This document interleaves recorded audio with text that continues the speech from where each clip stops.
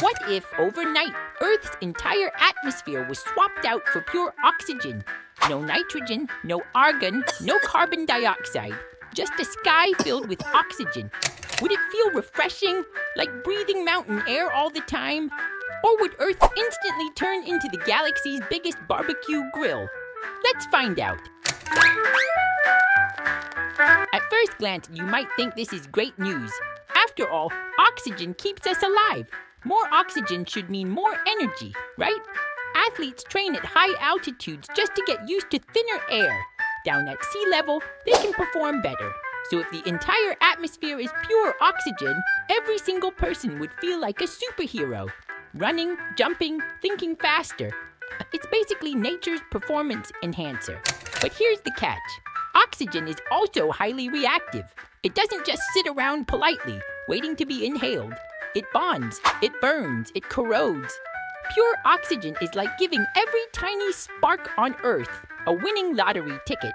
Suddenly, things that never burned before would catch fire. Your couch? Yep. Your hair? Definitely. Even things like steel would rust and crumble at record speed. The entire world would smell like a giant chemistry lab. And about those sparks, remember that time you accidentally left your phone charger plugged in and it sparked when you touched it? Well, in a pure oxygen world, that tiny spark becomes a full-blown explosion. Lighters, gone. Fireworks, banned forever. Or they'd wipe out a city block. And campfires? Let's just say roasting marshmallows would be a 1-second activity followed by a 10-second hospital visit.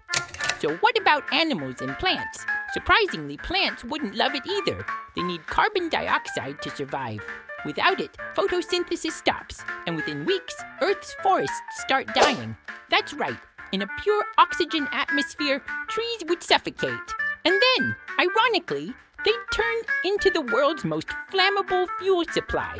Imagine the Amazon rainforest igniting like a matchbox.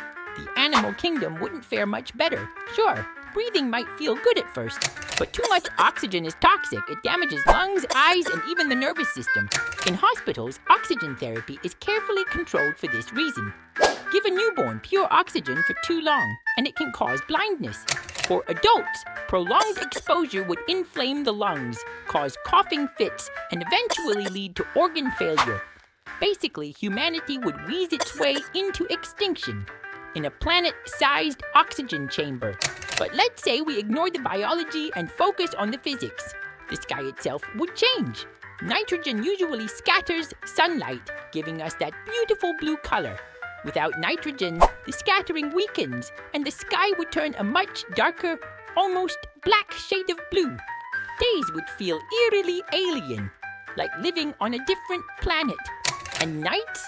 Well, they'd be full of fireworks because meteors that normally burn up quietly in the upper atmosphere would now ignite like flashbang grenades as they slam into pure oxygen. Airplanes would also be in trouble. Jet engines are designed for a nitrogen-rich atmosphere. Pump them full of pure oxygen, and you don't get a smooth flight. You get an airborne fireball. Space launches? Forget it. A rocket launch in pure oxygen looks less like a controlled mission and more like the 4th of July gone wrong. So, what's left? A planet where everything burns too easily.